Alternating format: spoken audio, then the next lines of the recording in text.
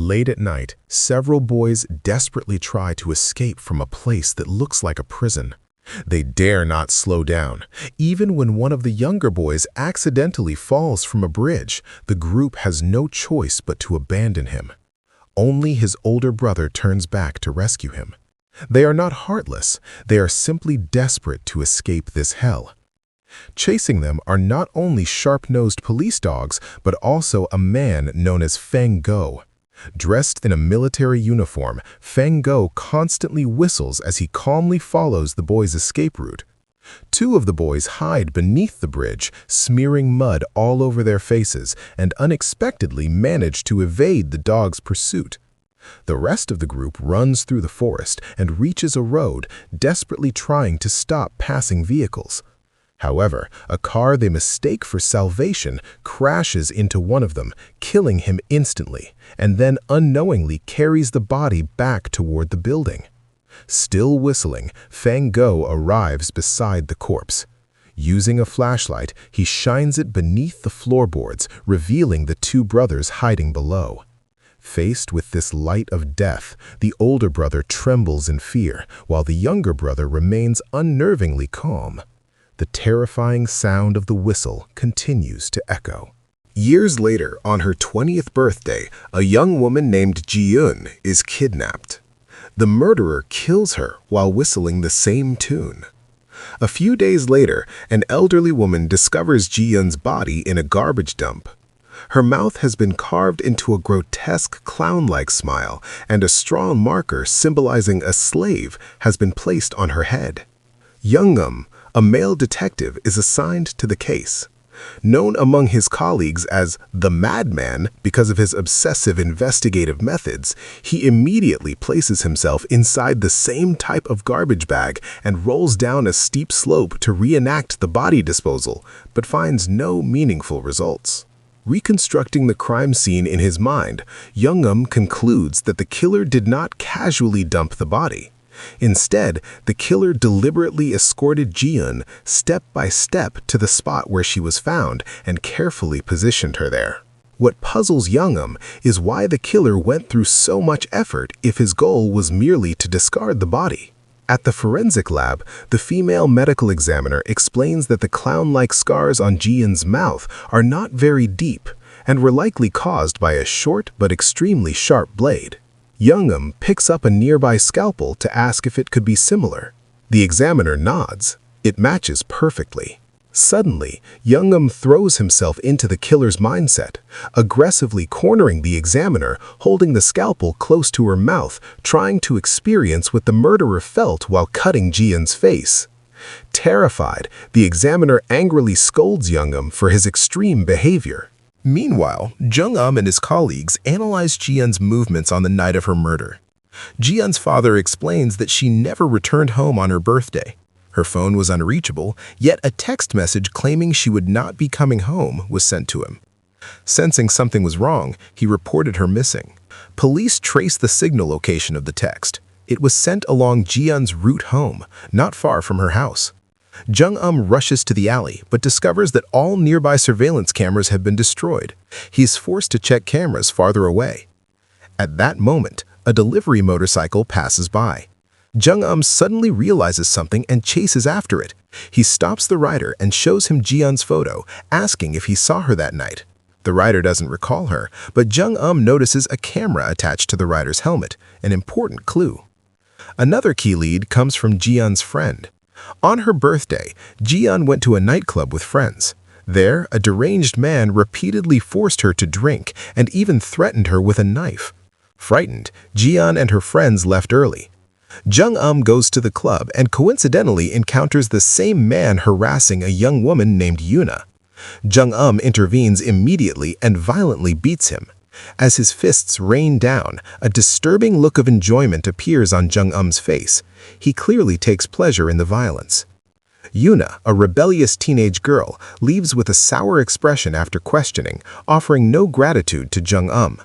When Jung-mo stops her to teach her a few self-defense techniques, Eun-gi storms over, accusing Jung-mo of harassment. Eun-gi introduces herself as Yuna's guardian, though they are not related by blood. She's a community welfare worker who voluntarily cares for abandoned children like Yuna. The man from the club is detained as a suspect, but is soon released after his alibi is confirmed. He arrogantly claims that his father is a powerful lawyer and threatens to ruin Jung-mo's career. Already irritated, Jung-mo grows even angrier, but shows no fear. He coldly responds that his own father is a senior judge and his brother is also a judge. Sure enough, the man's family later attempts to pull strings by approaching Jung-mo's brother, Chang-hoon. The man pleads for leniency, but Chang-hoon, known for his integrity, flatly refuses. When accused of police brutality, Chang-hoon calmly invites them to file a formal complaint, stating that he will uphold the law even if the accused is his own brother, Cheng Jun. Jung-mo comes from a prestigious family. His father is a judge, and his mother has just been appointed Minister of Social Welfare.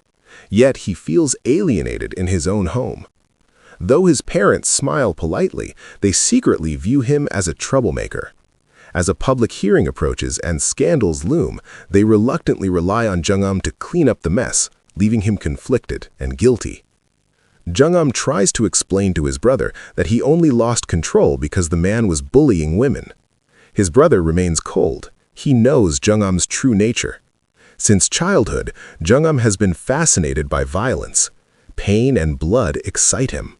As a student, Chang-hoon once witnessed Jung-mo brutally beating a classmate and feared he might one day become a killer.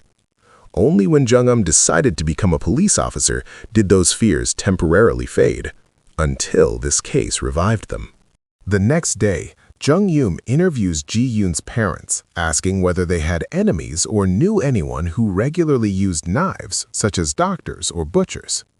Ji-eun's father denies it, but her mother mentions a man named Jung-mo, whose job involves knives. The father abruptly cuts her off, raising Jung-yoon's suspicion.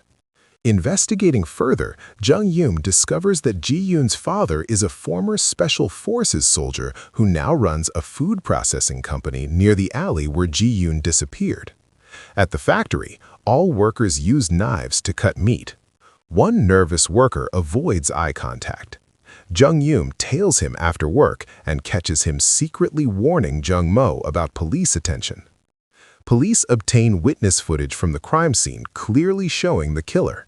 The worker identifies the man as Jung-mo and reveals his hiding place. Jung-yoon confronts Jung-mo alone, engages in a fierce fight, and arrests him. As Jung-mo is taken away, Ji-eun's father and the factory manager watch silently from a car, their faces filled with unease. Jung-mo denies the murder and demands a jury trial. Jung-yoon agrees, believing in the fairness of citizen trials. 9 jurors are selected, including fortune tellers, housewives, laborers, and company representatives, among them Eun-gi. Elsewhere, inside a dark factory, a mysterious figure pins photos of the jurors onto a wall. As the trial begins amid angry shouts, Jung-mo is brought into court. Jung-yoon reminds the jury that their decision will determine life or death and urges them to remain unbiased. Jung-mo admits only to threatening Ji-eun with a knife, claiming he never killed her. He insists that Ji-eun's father owed him unpaid wages. One juror stares at Ji-eun's father with a strange smile, as if recognizing him. Jung-mo then claims he has proof of his innocence. While fleeing, Ji-eun hid inside a passing car. The driver, Sung-jol, is the real killer. Suddenly, Ji-eun's father recalls the past. He realizes that Sung-jol is the same man who whistled years ago, and that the unnervingly calm boy hiding beneath the floorboards back then was Sung-jol himself. The suspect, Jung-mo, refuses to admit that he killed Ji-eun. Instead, he points to Cheng Jun, claiming that the man who happened to drive past that night is the real killer. Cheng Jun is quickly summoned to court as a witness. Faced with Jung-mo's accusation, he finds it utterly absurd and calmly recounts the investigation from his own perspective. That night, when Cheng Jun arrested Jung-mo, Jung-mo was holding a weapon and clearly intended to kill him. If Cheng Jun were truly the murderer, why would Jung-mo attempt to kill the only person who could possibly help him escape conviction? Moreover, Jung-mo had already been planning to flee the country that very night. If Cheng Jun had arrived even a little later, Jung-mo would probably be relaxing on a beach somewhere in Southeast Asia by now. Therefore, Jung-mo's accusation is completely illogical. After finishing his testimony, Cheng Jun explains how the crucial video of Jung-mo kidnapping Ji-eun was obtained. The footage came from a delivery rider's helmet camera. Coincidentally, the rider had an accident that same night and later submitted the recording to the customer service center. Cheng Jun deliberately adds that he did not discover the video himself. It was found by Officer Kang Hang, one of the elite investigators in the police force. This clarification is meant to reinforce the credibility of the evidence. In Cheng Jun's view, Jung-mo's guilt is undeniable. There is clear video evidence. Ji-eun's blood was found on the knife Jung-mo used during the attack, and most importantly, slicing open the corners of the victim's mouth is Jung-mo's signature method. According to factory workers, Ji-eun was not Jung-mo's only victim. Other women had also been harmed in the same horrific manner. Following their information, Cheng Jun finds one such victim, a woman who once lived with Jung-mo. During their relationship, she was brutally assaulted, her mouth permanently disfigured. Since then, she has lived her life hiding behind a mask. When photos of this woman and Ji-eun are displayed in court, the gallery erupts in anger, and the jury members are visibly shaken. The most shocked person, however, is Jung-mo himself. His eyes widen as he desperately insists on his innocence, redirecting blame toward Cheng Jun, but no one believes him. After the court adjourns, the jurors gather in the deliberation room to reach an initial verdict. Most jurors, unwilling to reread the blood-soaked case files, hastily write down their conclusions and wait for dismissal. Only juror number 7, Gi, carefully reads every word of the documents. While waiting, the jurors chat casually. A well-dressed elderly man confidently claims that Jung-mo must be guilty, comparing him to a vicious dog that bites after being fed. Several jurors agreed with him. Noticeably, all of them appear to belong to the middle class. The more modestly dressed jurors can only smile awkwardly. Gi, however, feels that Jung-mo's denial sounds sincere. His opinion stems from personal experience. As a poor child, whenever money went missing at school, suspicion would immediately fall on him simply because of his background.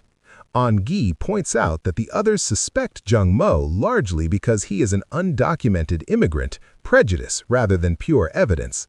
Soon, Cheng Jun receives news that the jury has reached a verdict. The majority finds Jung-mo guilty, and Cheng Jun sentences him to life imprisonment. Jung-mo immediately begins shouting that he has been wronged. Even his own defense lawyer tells him to shut up, muttering that Jung-mo looks like a beggar. The insult enrages Jung-mo. He grabs a pen and stabs the lawyer, then rushes toward the judge's bench, attempting to attack Cheng Jun. At the critical moment, Cheng Jun steps in and restrains him. Before being dragged away, Jung-mo threatens the jurors, declaring that their future deaths will be the result of today's decision. The chilling warning leaves the jury terrified, and the courtroom descends into chaos. Yet one man remains completely still, Ji-eun's father, expressionless. That evening, Cheng Jun and Cheng Jun's parents watch the news at home. Cheng Jun's mother suddenly freezes when she sees Ji-eun's father on screen. She recognizes him from the past. Later that night, the brothers return home. Cheng Jun anxiously asks whether his brother is hurt. Instead, Cheng Jun asks a single, devastating question, whether Ji-eun was killed by him. Cheng Jun's eyes instantly redden. His brother's distrust cuts deeply. But Cheng Jun remains unmoved and repeats his only request, never become a defendant. That same night, Jung-mo is being transported to prison. Sitting calmly in the vehicle, he unfolds a note hidden in his palm. Suddenly, a motorcycle speeds past and deliberately causes a collision. The prison transport overturns completely. The officers are seriously injured and unable to move. Jung-mo seizes the opportunity, breaks free, and escapes. Police quickly review surveillance footage and discover that Jung-mo is heading toward the courthouse. Cheng Jun grows uneasy and immediately calls his brother. warning him that Jung-mo may be seeking revenge and urging him not to go out. Unfortunately, Chung-hoon has already arrived at the courthouse. Though alert, he ignores the warning and enters the building. Inside his office, Chung-hoon reviews the jurors' information and discovers that part of the address list has been torn out. Suddenly, he remembers Jung-mo ripped it away during the courtroom attack. Chung-hoon urgently requests the full address list and realizes that Jung-mo now has the addresses of 3 jurors. Traffic cameras soon locate Jung-mo riding a motorcycle toward an old residential district, one of the jurors' neighborhoods. That night, the jurors are dining together at one member's restaurant. Although their backgrounds differ, the atmosphere is mostly friendly. Tension arises when an influencer begins taking photos without permission. A man angrily warns her not to photograph him. She sarcastically replies that someone so sensitive about cameras might be a fugitive. After dinner, the jurors receive a group message from Chang-hoon informing them that Jung-mo has escaped. An-gi also receives the message but does not reply immediately. When An-gi returns to her old apartment, she notices something strange. The front door had been jammed shut earlier that morning, yet now it opens easily. Assuming the landlord repaired it, she thinks nothing of it. Cheng Jun calls to check on her. After confirming her safety, An-gi prepares to shower. In the mirror, she suddenly sees a shadow flash behind her. She cautiously opens the bathroom door. No one is there. Moments later, the shower curtain behind her is pulled aside. Jung-mo is standing there. An-gi becomes the next hostage. The following day, police surround the building and attempt negotiations. Jung-mo blocks the narrow hallway with furniture and even sets fires to keep officers away. Cheng Jun arrives at the scene. Ignoring orders, he moves across the neighboring rooftop to get closer. Just as he aims his gun, Jung-mo drags An-gi back inside. Changing position, Cheng Jun aims through the window and suddenly recognizes An-gi. She is Yoon's guardian, the woman Cheng Jun saved earlier. Realizing this may be his only chance, Cheng Jun leaps across the gap, smashes through the door, and confronts Jung-mo. As Jung-mo attempts to kill An-gi, Cheng Jun fires a precise shot, injuring Jung-mo's shoulder without killing him. Cheng Jun frees An-gi, but Jung-mo struggles back to his feet and stabs Cheng Jun in the abdomen. Cheng Jun collapses.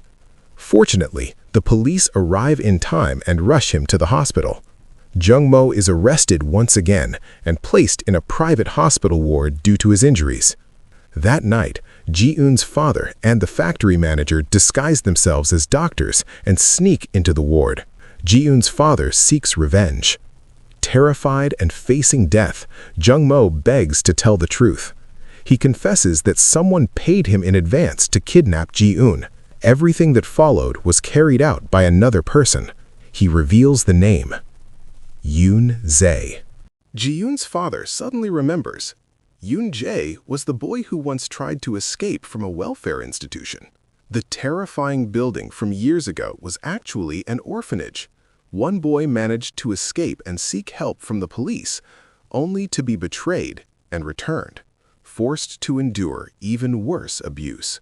Meanwhile, unconscious in the hospital, Cheng Jun dreams once again of the past, a small boy hiding beneath wooden boards, surrounded by barking dogs. He awakens in shock. Now it seems clear. Cheng Jun was also one of the abused children from that place. But is he Yoon-jae, or another survivor? To be continued. Don't forget to like, comment, share with friends, and subscribe to the channel. I will be back with the rest of the story soon.